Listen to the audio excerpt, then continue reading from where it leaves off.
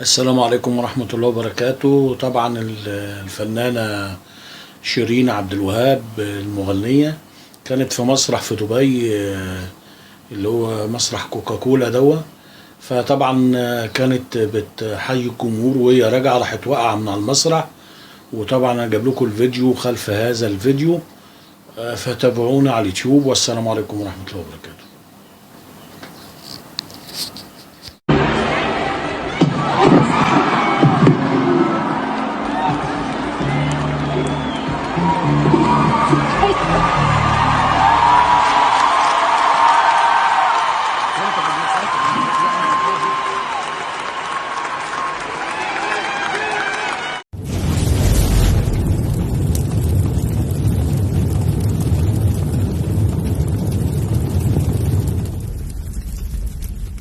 إن أعجبك الفيديو لا تنسى الإعجاب والاشتراك في القناة.